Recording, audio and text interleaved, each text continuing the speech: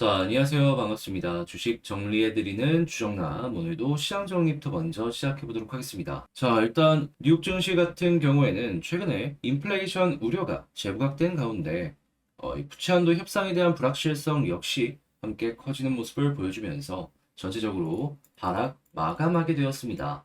이걸 제가 조금만 풀어서 설명을 드리도록 하자면 일단 이 미시간대 심리 지수 요걸 딱 살펴봤을 때에는 저번 달 4.6이고 이번에 4.5로 왔습니다. 근데 요거만 보면 나쁘지 않습니다. 왜냐하면 원래 예상치가 4.4였어요. 이거보다는 좋게 나온 거잖아요. 그러면 뭐가 문제로 발생을 해버리게 된 것이냐? 이걸 말씀드리면 이 5년을 기준으로 하는 기대 인플레이션이 있습니다. 그리고 이제 미래를 보는 건데 저번 달이 원래는 3.0이었습니다. 근데 이게 3.2%까지 올라가는 모습이 보여주다 보니까 아직 물가가 잡히거나 하지는 않았고 오히려 물가가 올라가려는 모습이 보여지고 있다 보니까 인플레이션에 대한 이야기는 계속해서 나올 수밖에 없겠구나. 이게 시장에 어느 정도의 타격을 주었다라고 생각을 하시면 되는 겁니다. 거기다가 지금 당장의 인플레에 영향을 줄 수 있는 수입 물가 역시도 올라갔어요. 4. 다시 전월비 0.4% 상승을 하면서 예상치를 상회했기 때문에 뭐 에너지부터 시작을 해서 다양한 부분이 영향을 미치고 있다는 걸 지금 이 순간에도 확인을 할 수 있겠습니다.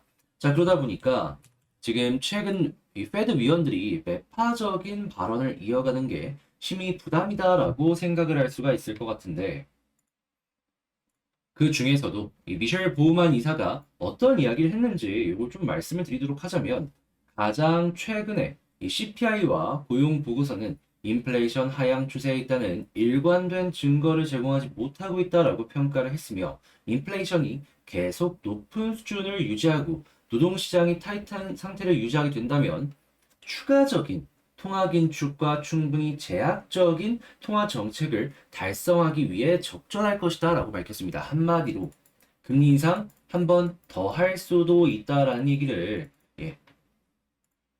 시장에 밝힌 겁니다. 물론 이게 지금 당장 금리 인상으로 연결되지 않아요. FOMC 다시 지금 현재 CME 페드워치에 따르면 연방기금 금리 선물 시장에서 이 마감 시점을 기준으로 6월달 회의에서 금리 인상을 진행할 확률은 16.6%밖에 되지 않고 동결할 확률은 83.4%를 기록하고 있거든요. 근데 이 16.6도 이전보다는 올라간 것이기 때문에 이렇게 영향을 줄 수 있는 내용이 나오게 된다면 시장 입장에선 불안할 수밖에 없다라는 겁니다. 그리고 이런 불안감은 선반영이 되기 때문에 가격의 하락에 영향을 미칠 수밖에 없는 것이고요. 심지어 지금 디폴트 관련해서 이야기가 계속 나오고 있잖아요. 금융 불안이 확산이 되고 있다라는 겁니다. 최근에 나왔던 일정만 한번 생각을 하더라도 지난 9일에 이 바이든 쪽이랑 이 공화당 쪽이 지금 이 부채한도 문의를 논의했지만 다시 이 9일에 부채한도 문제를 논의했지만 별다른 성과가 없었고요. 12일 날 또 협상을 할 예정이었는데 연기가 됐습니다. 왜 그러냐? 실무단에 이 진전이 없었기 때문에. 그러니까 지금 양쪽 모두 강대 강으로 가면서 특별한 협의 없이 상대 쪽이 굽혀주기를 원하는 이런 모습이 보여지고 있다는 것이죠.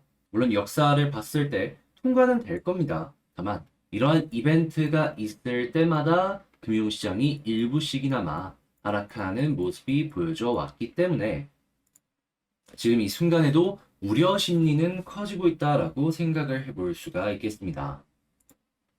다만 이 X데이 그러니까 디폴트가 최종적으로 정리가 되는 날이 6월 달이라는 이야기가 나오고 있는데 근데 이제 아무래도 비상 조치에 대한 방안으로 이 분기 세수와 추가 긴급 조치를 통해 가지고 최소 7월 말까지 정부가 버틸 수 있다는 얘기는 하고 있거든요. 그러면 7월까지 이러한 분위기는 보다 연결될 수 있다. 그러면 지금으로부터 한 두 달 정도는 주식시장이 올라가는데 어느 정도 제약적인 움직임이 나올 수도 있다. 우리 이렇게 예상을 하면서 볼 수가 있다라는 겁니다. 그래서 일단은 지금 상황이 그렇게까진 좋지 않다라는 부분 감안을 하시면서 살펴보시면 좋겠네요. 자, 그리고 당연히 이런 모습 보여지니까 웰스파고 같은 곳에서도 조정이 임박했다는 얘기를 자연스럽게 내보낼 수밖에 없겠죠. 자, 그리고 이런 부분에 영향을 받는 국제유가는 WTI 기준 70.04달러로 마이너스 1.17% 하락 마감하였고요. 채권은 약세에, 달러는 강세에, 금 가격은 하락 마감하였습니다. 자, 그러면 이제 이외에는 어떤 내용들이 나오고 있는지 이걸 좀 살펴보도록 하자면요. 일단 중국 같은 경우에도 미국과 마찬가지로 경기가 살아나는 게 생각보다 쉽지 않다는 얘기들이 들려오고 있습니다. 그런데 이거 알아야 될 게 뭐냐면 지금 중국 같은 경우에는 전 세계의 금리의 현황이랑 다르게 가더라도 외화가 빠져나가는 게 아니라 들어오는 모습이 보여주고 있어요. 자, 그렇다라는 건 이 경기의 체력 자체가 튼튼하기 때문에 경제를 살리기 위한 부양책을 지금 위치부터 진행을 할 수도 있다라는 걸 생각할 수가 있기에 시장의 유동성이 더 풀릴 수도 있는 겁니다. 그럼 자연스럽게 여기에 영향을 받는 유동성 관련 기업들이나 아니면 성장주들, 이런 종목들이 단기적으로 올라가는 모습을 보여줄 수 있겠죠. 그때 이제 한국 같은 경우에는 어떤 걸 생각을 해볼 수 있다? 당연히 이 중국의 배터리가 좋은 모습을 보여주고 있기 때문에 배터리 부품, 그리고 배터리는 당연히 전기차, 전기차 같은 경우에는 전자화가 됐다 보니까 아무래도 첨단 부품이나 자동차 전장에 대한 이야기가 많이 나올 수밖에 없겠죠. 그리고 LG랑 지금 삼성이 이쪽에서 굉장히 공을 들이는 모습을 보여주고 있기 때문에 이쪽의 성장세는 한동안 유지가 되고 이쪽 테마는 계속해서 떠오르지 않을까 예상을 해볼 수가 있겠습니다. 자, 그리고 이런 전기차 말고도 또 요즘에 봐야 되는 게 AI 쪽. 이건 무조건 봐야 될 필요가 있겠죠. 그래서 이제 마이크로소프트에 대한 이런 얘기들이 들려오고 있는데 근데 이게 지금 당장 실적이 안 나오는 것 같잖아요. 그게 아닌 게 특화되어 있는 AI 같은 경우에는 매출이 계속해서 올라오고 있습니다.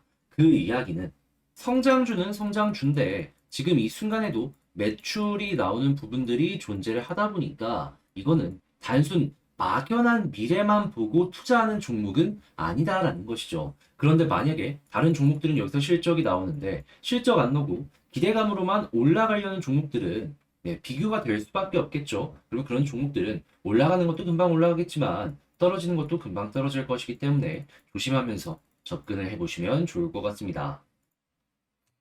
자, 그리고 지금 친환경에 대한 이런 니즈가 커지다 보니까 LNG에 대한 이야기가 굉장히 많이 떠오르는 모습을 확인할 수 있고 한국은 여기에 조선사 쪽이 연결되어 있는 게 있다 보니까 자연스럽게 이쪽 섹터도 여러분들께서 살펴보시면 좋겠습니다.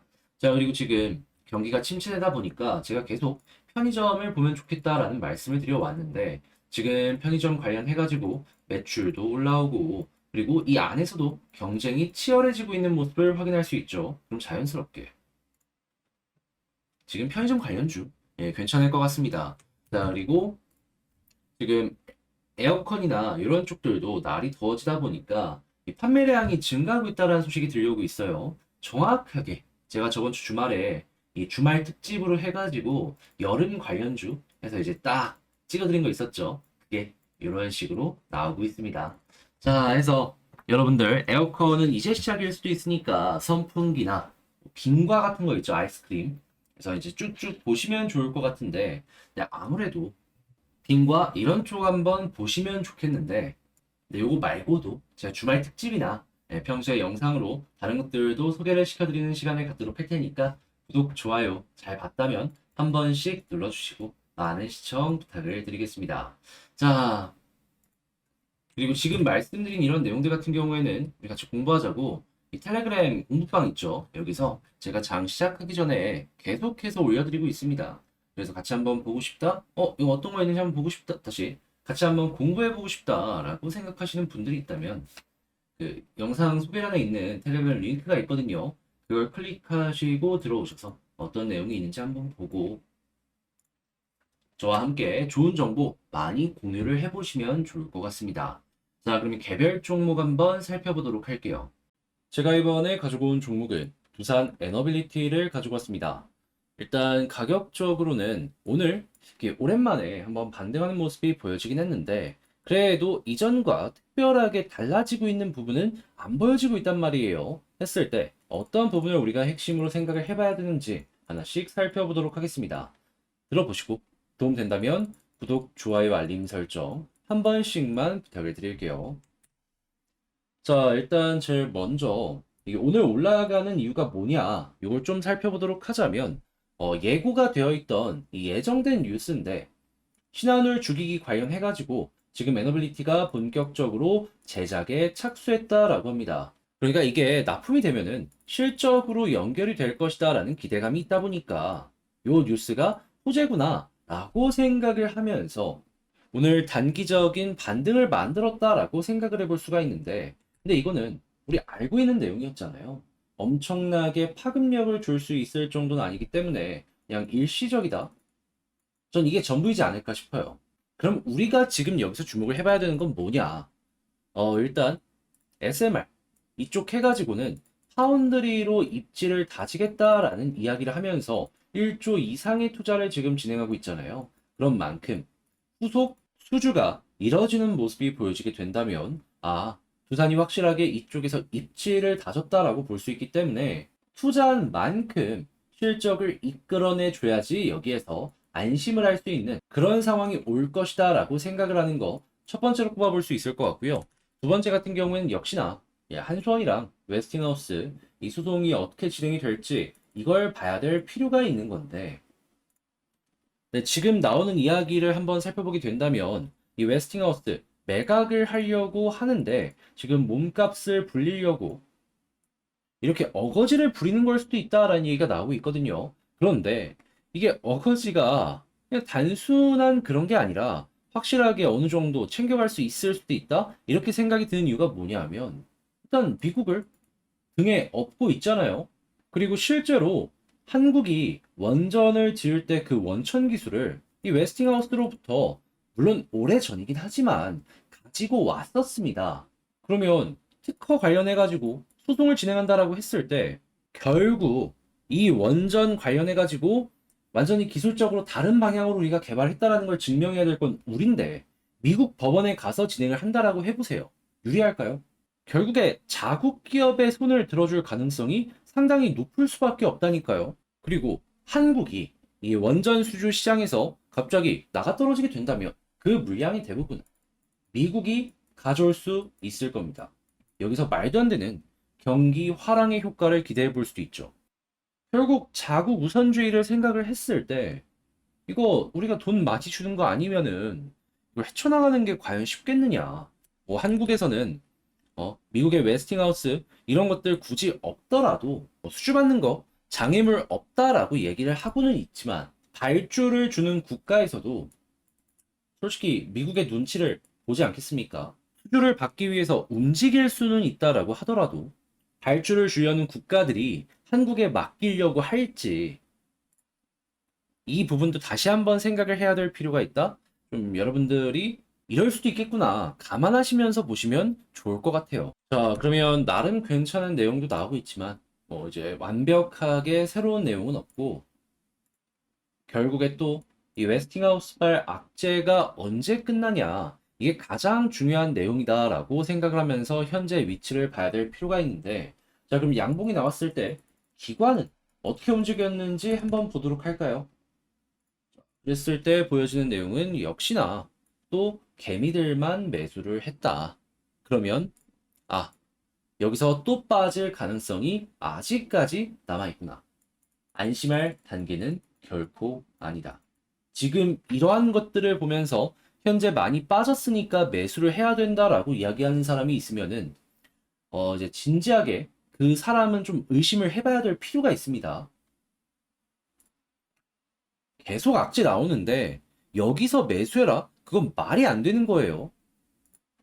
그래서 이게 돌아서기 전까지는 조금 버텨야 될 필요가 있다. 이걸 첫 번째로 이제 볼 수가 있을 것 같고, 그런 다음에 이제 올라가는 모습이 보여지려면 지지가 먼저 돼야 되잖아요. 그 라인들을 한번 따보도록 하자면, 일단 첫 번째 여기는 이탈했고, 그러면 두 번째 이 아래쪽에 있는 여기 저점, 딱 그 부분에서 어느 정도 뒤져주는 모습이 보여지고는 있는데, 그래도 여기 아직 안심할 단계는 아니기 때문에 여기서 이제 횡보해주는 모습이 나오는 거, 지금 여기서는 어느 정도 이 자리에 지지가 좀 나와주고 있는데 그나마 다행이다.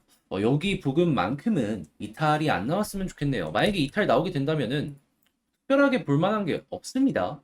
월봉도 그렇고 주봉도 그렇고 연봉도 그렇고 지지 라인이 멀어요. 그러면 이전에 있었던 요 저점 라인 부근 여기까지도 빠질 수 있다라는 걸 이게 생각을 해봐야 된다. 그럼 이제 그런 모습은 쉽지 않다라고 생각을 해볼 수밖에 없는 것이죠. 대신에 만약에 이 수급 상관없이 차트상으로 반등이 나오기 위해서는 어떤 걸 봐야 되느냐 이것도 한번 고려를 해보셨으면 좋겠는데 그때는 일단 11선 돌파하면 21선까지 가는 모습 많이 보여주고 했잖아요. 네, 그래서 이번에도 마찬가지로 여기까지 한번 이렇게 노려보면 좋을 것 같고 만약에 이 라인을 돌파하는 모습이 보여지게 된다면 21선 다음에는 이전처럼 481선까지 노려봐도 괜찮을 것 같습니다.